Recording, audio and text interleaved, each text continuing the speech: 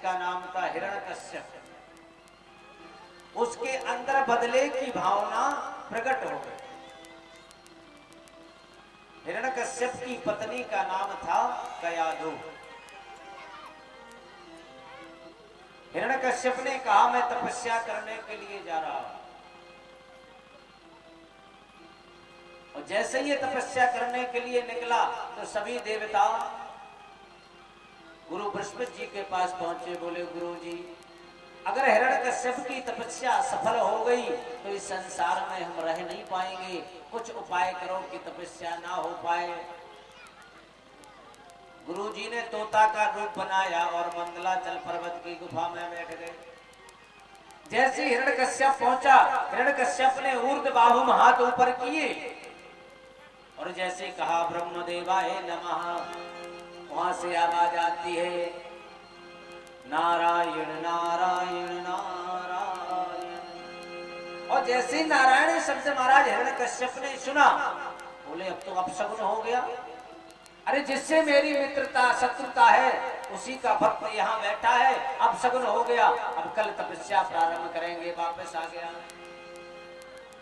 और जब वापस आ गया कयाधु ने देखा पत्नी ने कि मेरा पति जिस कार्य के लिए जाता था वापस नहीं आता था, आज वापस कैसे आ गया, कैसे वापस आ गया। अब कयाधु की इतनी ताकत नहीं है कि वो पूछ ले कि स्वामी आप जिस कार्य के लिए गए थे पूर्ण हुआ कि नहीं हुआ, इतनी ताकत कयाधु की नहीं है। लेकिन अगर पत्नी, ये धर्म पत्नी है जो अपने पति को धर्म मार्ग पर ले जाए, उसी का नाम धर्म पत्नी होता है। और धर्म पत्नी का नियम यही है, एक ही धर्म एक व्रत गाय वचन पति पद प्रेम। अरे पत्नी का धर्म है पति की सेवा करना, पति को धर्म मार्ग पर ले जाना, ये पत्नी का कर्तव्य है। लेकिन ईमानदारी से बताओ धर्म पत्नी मानत को?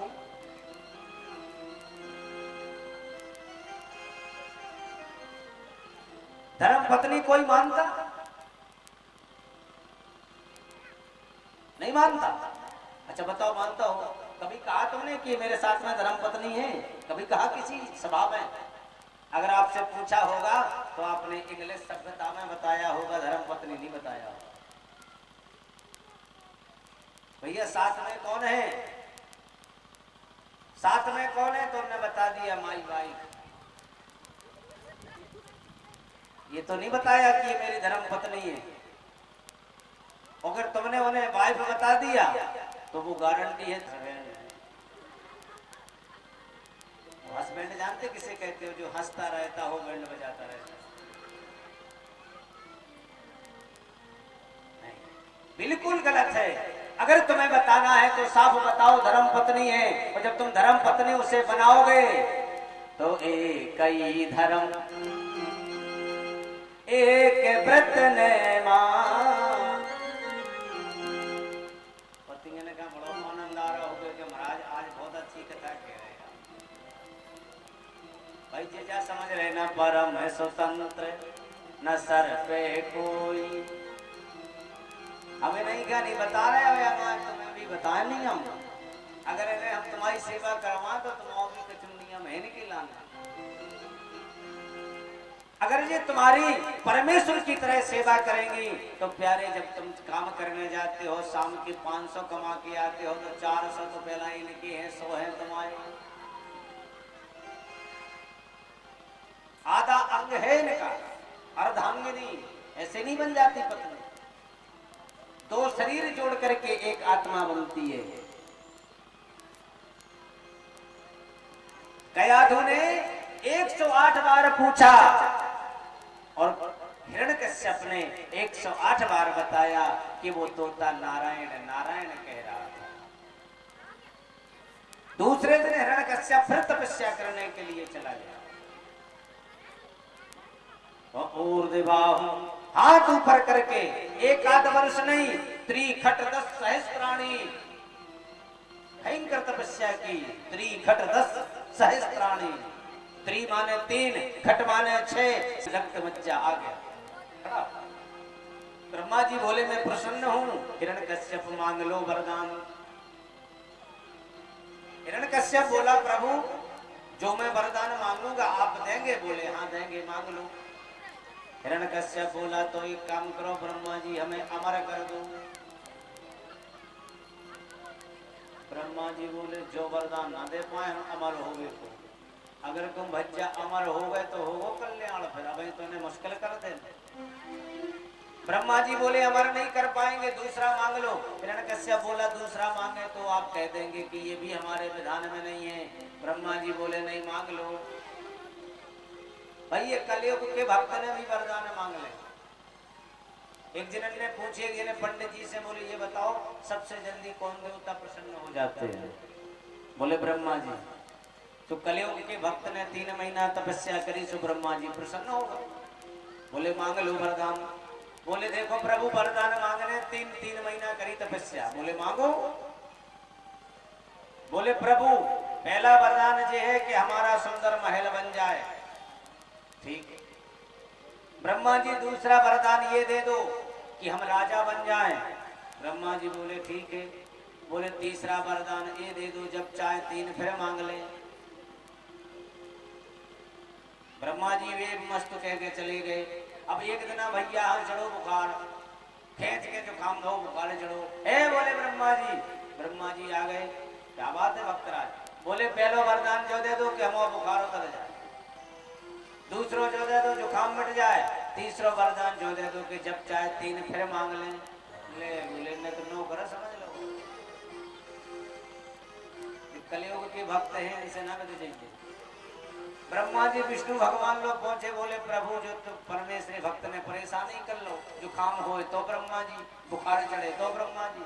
भगवान विष्णु बोले जो तो मेरी विधि देवे मांगता हूँ, भैरव में देने में अनाथ हो तो मेरी।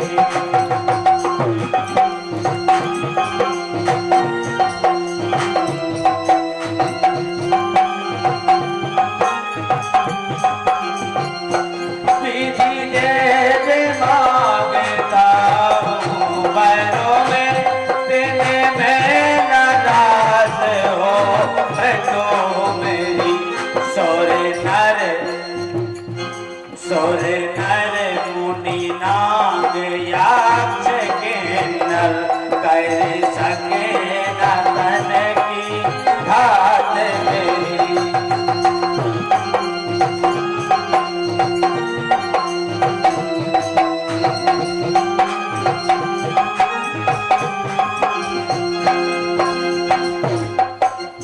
विधि देव मांगता हूँ वर में, दिन में न रात हो व्रतु मेरी। सुर नर मुनि नाग यक्ष किन्नर कर सके न तन की घात।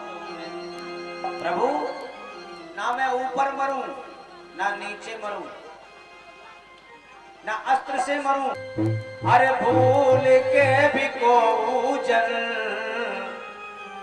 बोले हाथों में माला माथे तिलक को लगाइयो ना। बोले राम नाम नहीं लेगा कोई, हाथ में माला नहीं लेगा और तिलक नहीं लगाएगा। और बोले दूसरा आदेश, बोले जहां जहां पे प्रोफेनेश्वर पावे, तो बोले नगर गांव आगे लगावे।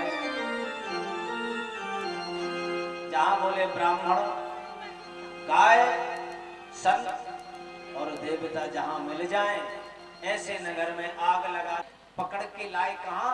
जहां भगवान का हरि संकीर्तन चल रहा था, भगवान का कीर्तन चल रहा है। तो काली कमली वाला मेरा यार है,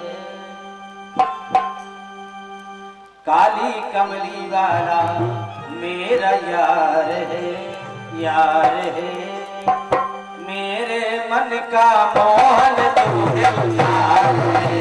ओ काली कमली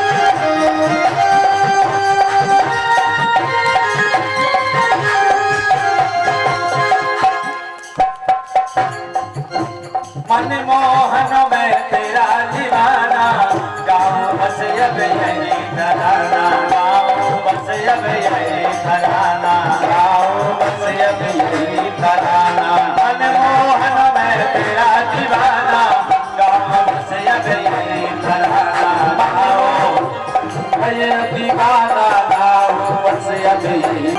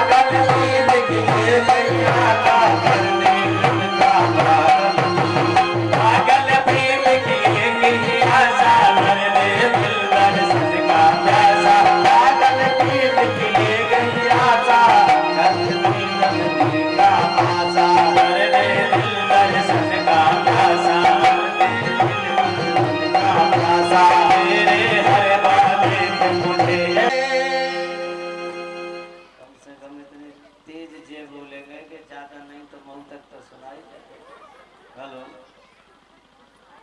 उसी के मजे से है।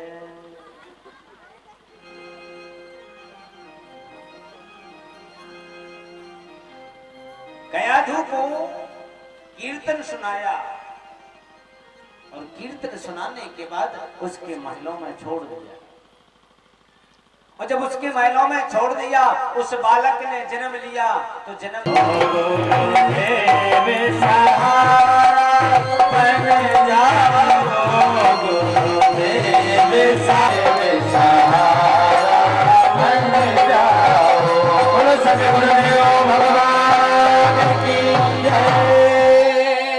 सभी लोग अपने अपने स्थान पर बैठ जाएं।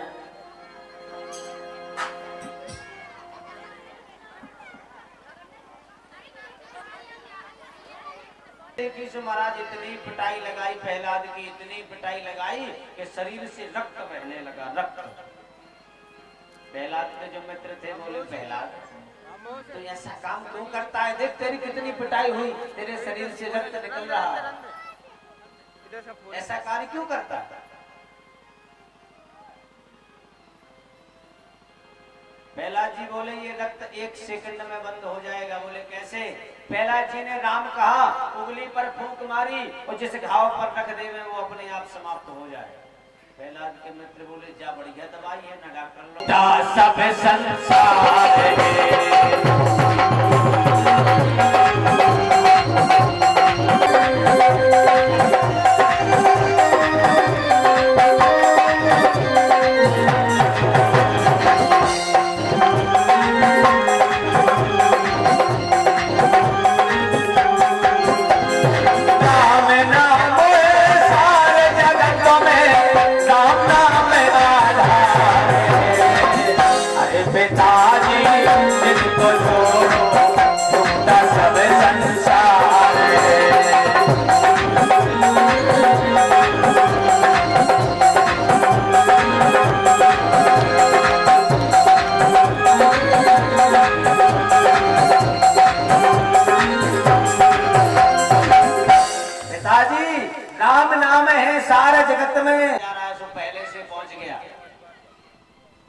प्रहलाद, तुम्हारे लिए विष आ रहा है, उसको मत पीना भैया।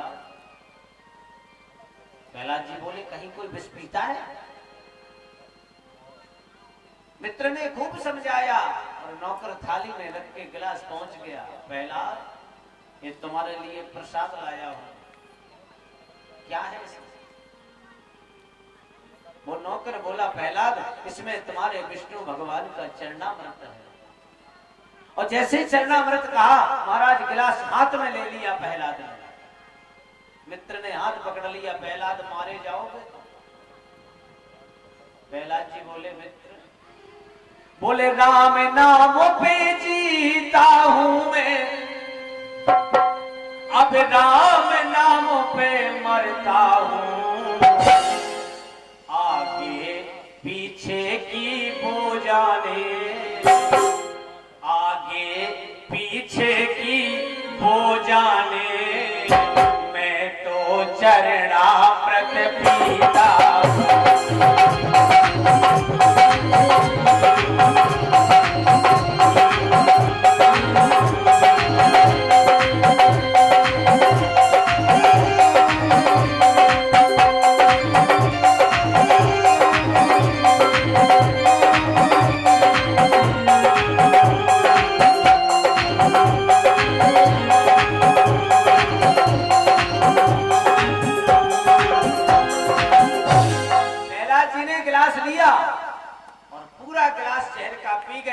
नौकर ने सोचा 2-4 मिनट में समाप्त हो जाएगा ये प्यारे, कि जिसने अपनी सौंप दी, जिसने अपनी सौंप दी प्रभु के हाथों डोर, तो बाकी रक्षा क्यों ना करे वो नटवर नंद किशोर।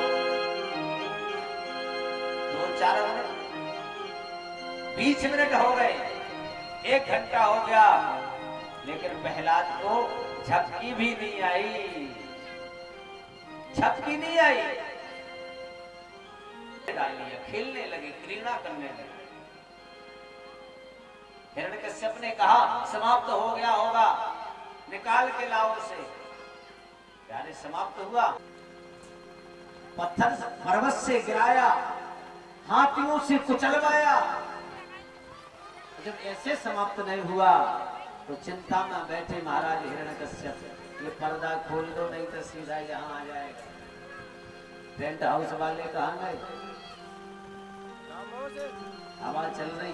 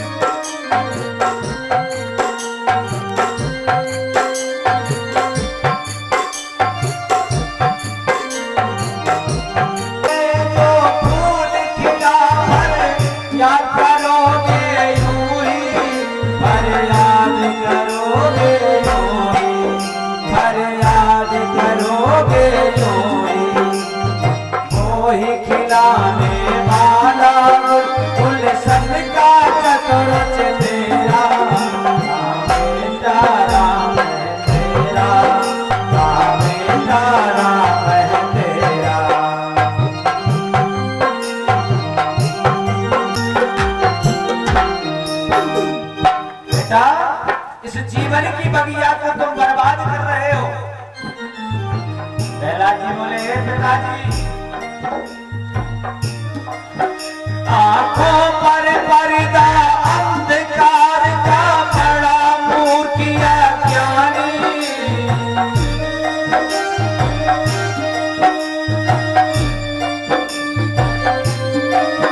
आंखों पर पर्दा अंधकार का बड़ा मूर्ख अज्ञानी, तो बड़ा मूर्ख अज्ञानी, तो बड़ा मूर्ख अज्ञानी। क्या कह रहे हो पिताजी? तुम खिलाते हो संसार को? नहीं। प्रहलाद जी बोले, पिताजी, वो ही खिलाने वाला गुलशन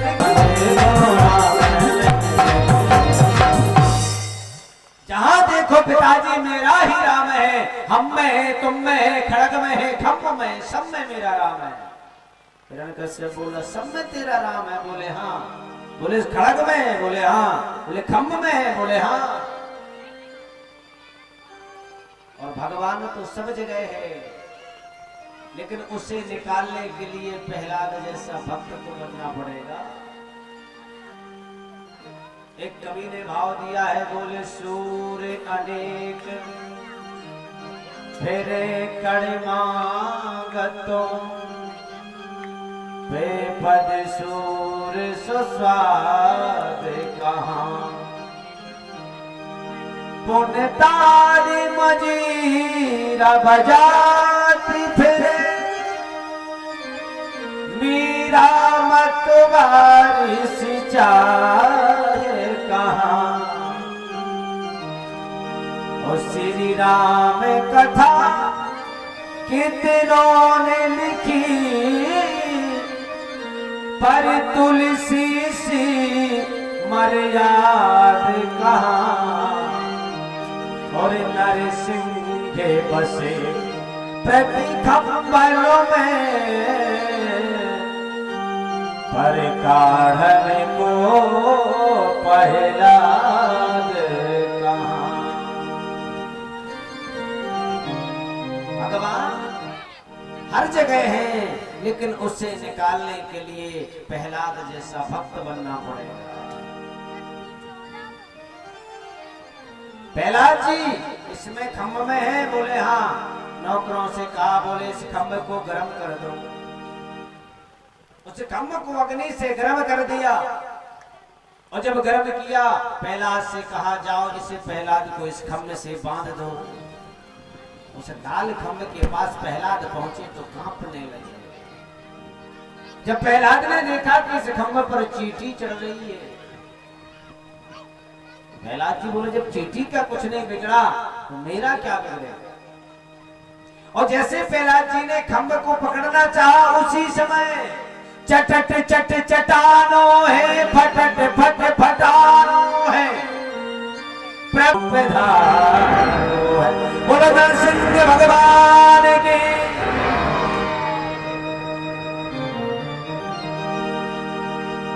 भगवान नरसिंह प्रकट हो गए।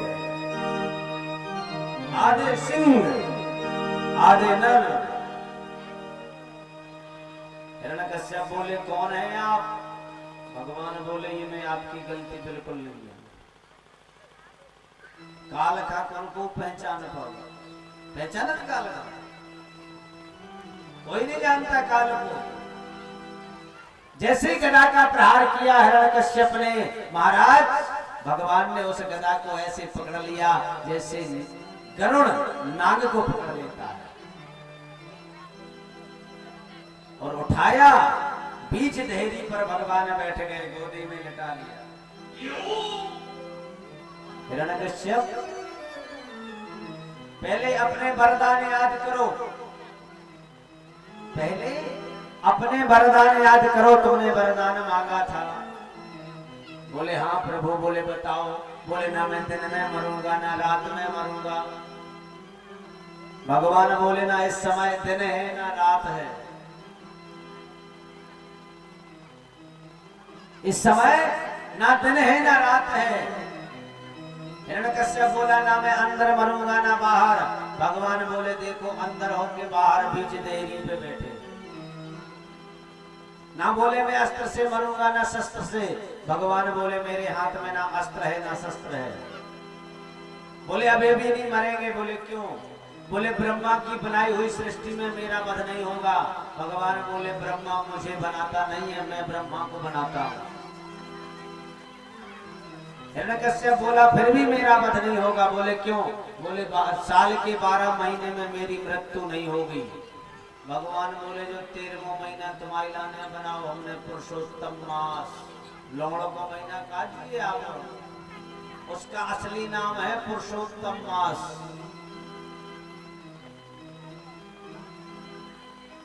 और पुरुषोत्तम का महीना होने के कारण ही ये कार्तिक स्नान हो रहा है।